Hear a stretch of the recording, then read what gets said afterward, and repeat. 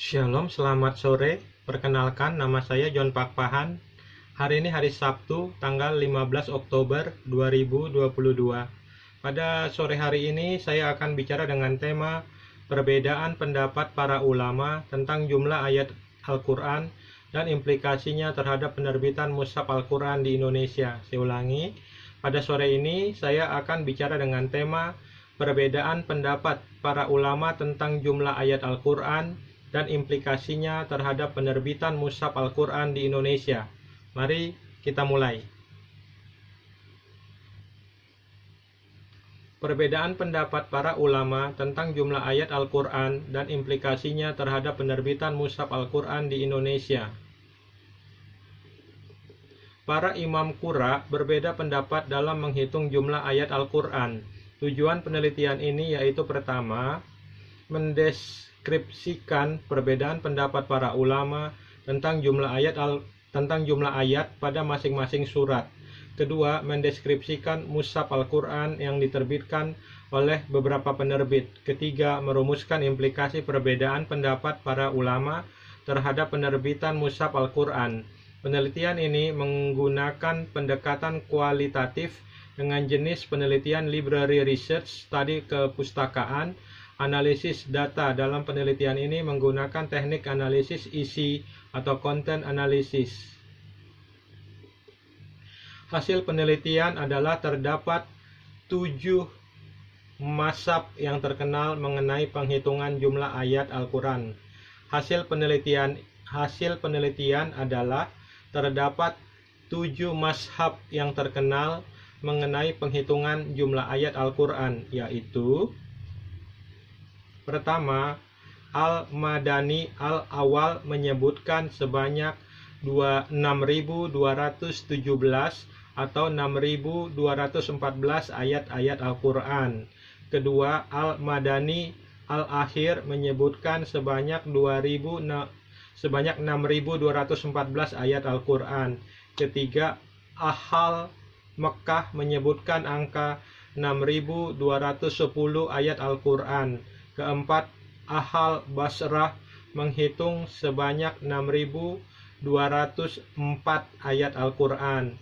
Kelima, Ahal Damaskus berpendapat sebanyak 6.227 atau 6.226 ayat Al-Quran. Keenam, Al-Humusi berpendapat sebanyak 6.232 ayat Al-Quran. Ketujuh, Ahal Kufah menyebutkan sebanyak 6.236 ayat Al-Quran. Mushaf Al-Quran yang diterbitkan di Indonesia jumlah ayat Al-Quran sebanyak 6.236 ayat. Mushaf standar Indonesia mengikuti pendapat Kufi, yaitu Imam Asim (127-744),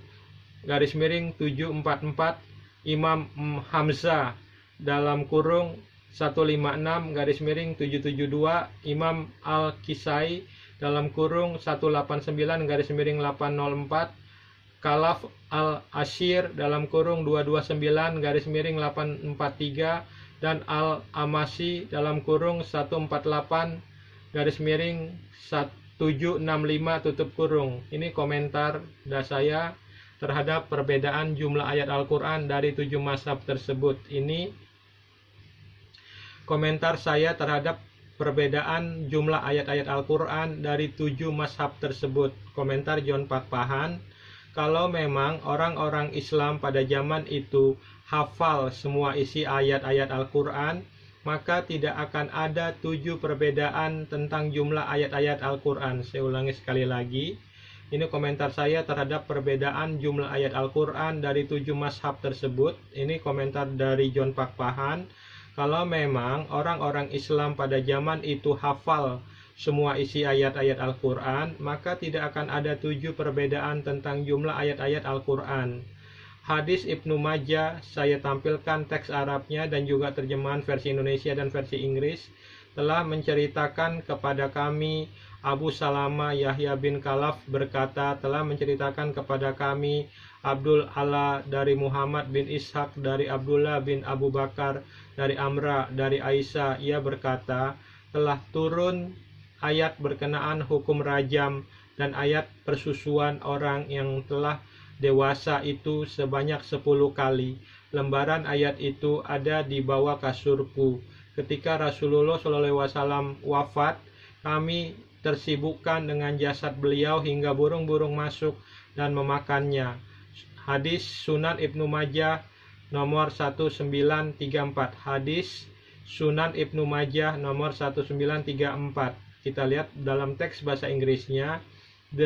It was narrated that Aisyah said, the verse of stoning and of breastfeeding an adult 10 times was revealed, and the paper was with me under my pillow. When the messenger of Allah died, we were preoccupied with his death, and a tame sheep came in and ate it. Sunan Ibnu Majah nomor 1944. These verses were abrogated in recitation but not ruling. Other hadith established the number for fosterage to be 5. Kita lihat lagi hadis yang lain. Hadis Ahmad. Kita lihat hadis Ahmad. Hadis Ahmad menceritakan, telah menceritakan kepada kami Yakub berkata, telah menceritakan kepada kami ayahku. Dari Ibnu Ishaq berkata, telah menceritakan kepadaku Abdullah bin Abu Bakar bin Muhammad bin Amru bin Hamzah dari Amra binti Abdurrahman dari Aisyah istri Nabi SAW berkata, sungguh ayat rajam telah turun dan menyusui anak dewasa itu 10 kali. Hal itu Rasulullah istri Nabi SAW berkata, sungguh ayat rajam telah turun dan menyusui anak dewasa itu 10 kali. Hal itu terdapat di kertas di bawah tempat tidur di rumahku ketika Rasulullah SAW sakit dan kami disibukkan olehnya. Rayap masuk ke rumah kami dan memakan kertas itu. Musnad Ahmad nomor 25112. Mari kita bahas yang buat saya menggelitik. Siapa yang makan? Terjemahan hadis Ibnu Majah Indonesia mengartikan burung. Inggris pakai tame sheep, domba jinak. Sedangkan di hadis Ahmad bilang itu rayap. Suhuf itu berupa lembaran, bisa terbuat dari kertas, kulit binatang, atau daun papirus. Andai burung yang makan, sejak kapan mereka menyukai kulit, kertas, atau daun papirus? Domba jinak dan rayap tidak makan kulit domba, tapi kertas dan daun masih memungkinkan. Kita dapat 2 suspek utama, entah dianggap sebagai hero atau sebagai villain. Di mana lokasinya? Siapapun yang makan, mereka patut diacungi jempol karena bisa menemukan lembaran itu di bawah kasur, bantal tempat tidur.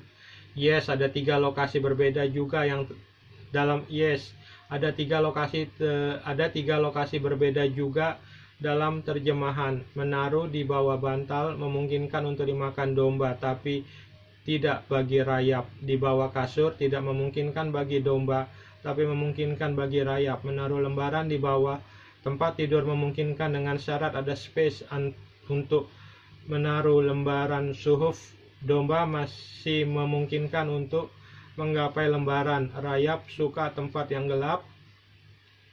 Jadi lokasi ini paling memungkinkan dibandingkan kandidat yang lain. Kapan terjadinya? Ibnu Majah mencatat saat Nabi meninggal.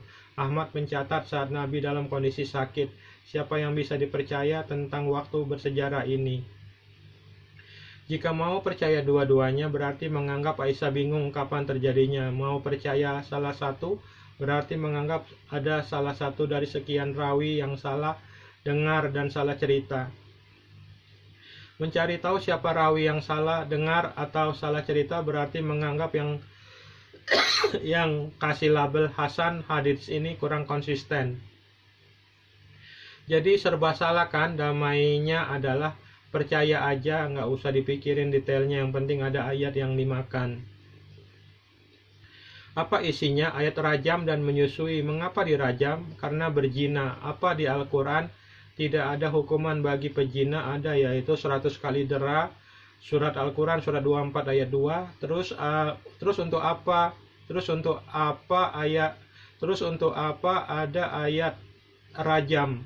Ya, tidak perlu ada karena hukumnya sudah tertulis di Al-Quran untuk para pezina. Tak mungkin kan hadis-hadis yang penuh kontradiksi seperti ini bisa menggantikan ayat Al-Quran yang jelas dan terang, kecuali jika keimanan orang tersebut lebih tinggi kepada rawi hadis daripada keimanan kepada Allah, Al-Quran dan Rasulnya. Ingat, di dua hadis ini Rasul tidak mengatakan apa-apa. Lalu bagaimana dengan ayat menyusui? Di Al-Quran juga sudah ada ibu menyusui hingga 2 tahun. Mengapa muncul hadis ini? Bisa diperkirakan sebagai berikut. Mengapa muncul hadis ini? Bisa diperkirakan sebagai berikut. Mereka hendak memadamkan cahaya Allah, Al-Quran, sehingga membuat kisah palsu di seputar Nabi dan keluarganya. Kisah palsu ini dapat dijadikan titipan bagi penguasa yang ingin membunuh seseorang dengan cara rajam. Saya ulangi. Kisah palsu ini dapat dijadikan titipan bagi penguasa yang ingin membunuh seseorang dengan cara rajam. Legalitas untuk pria dan wanita berkumpul dalam satu rumah menggunakan susu 10 kali, Allah Maha mengetahui yang sebenarnya. Ini komentar saya terhadap pendapat Islam tentang hadis yang dimakan rayap atau domba. Ini komentar saya terhadap hadis menyusui orang dewasa dan rajam yang dimakan domba atau rayap ini. Pendapat saya mengomentari pendapat pihak Islam tentang hadis yang hilang. Ini saya mengomentari pendapat pihak Islam tentang hadis yang hilang yang dimakan domba atau rayap. Ini komentar John Pak Pahan. Ini komentar John Pak Pahan. Aisyah ia berkata, telah turun ayat berkenaan hukum rajam dan ayat persusuan orang yang telah dewasa itu sebanyak 10 kali. Kalau memang kisah hukum rajam dan ayat persusuan orang dewasa sebanyak 10 kali ini dianggap kisah palsu oleh orang-orang Islam, mengapa kisah hadis palsu ini tidak dibakar oleh sahabat-sahabat Muhammad SAW abad ke-6 yang hidup sejaman dengan Muhammad SAW? Karena Khalifah Utsman bin Affan juga membakar semua naskah-naskah asli Al-Quran yang ditulis pada zaman Muhammad SAW masih hidup, dan mushaf Al-Quran milik Hafsah dan naskah Al-Quran lainnya yang dimiliki juru tulis Muhammad sewaktu masih hidup. Saya ulangi.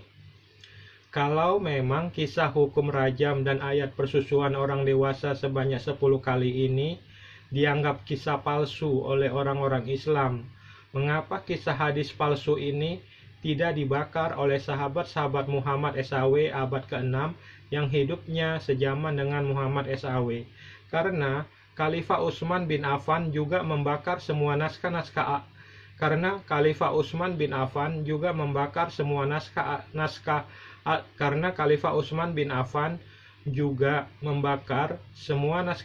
asli Al-Quran yang ditulis pada zaman Muhammad SAW masih hidup, dan mushaf Al-Quran milik Hafsah dan naskah Al-Quran lainnya yang dimiliki juru tulis Muhammad sewaktu Muhammad masih hidup. Naskah asli Al-Quran yang ditulis waktu Muhammad SAW masih hidup saja dibakar, apalagi hadis tentang rajam dan persusuan orang dewasa ini. Bila dianggap palsu oleh orang-orang Islam, mengapa tidak dibakar oleh Khalifah Utsman bin Affan, khalifah sesudahnya yang hidup sejaman dengan Muhammad SAW? Saya ulangi. Naskah asli Al-Quran yang ditulis waktu Muhammad SAW masih hidup saja dibakar, apalagi hadis tentang rajam dan persusuan orang dewasa ini. Bila dianggap palsu oleh orang-orang Islam, mengapa tidak dibakar oleh Khalifah Utsman bin Affan, dan khalifah-khalifah lain yang hidupnya sejaman dengan Muhammad SAW. Kalau memang banyak orang-orang Islam yang hafal Al-Quran dan hadis, tolong sebutkan kepada saya kisah 10 kisah rajam dan 10 kisah menyusui orang dewasa yang dimakan rayap atau burung yang ada di bawah bantal Aisyah. Kalau tidak bisa disebutkan, maka terbukti dengan nyata bahwa orang-orang Islam tidak hafal semua isi Al-Quran dan hadis. Karena para ulama Islam pun berbeda-beda pendapat tentang jumlah ayat-ayat Al-Quran. Saya ulangi sekali lagi.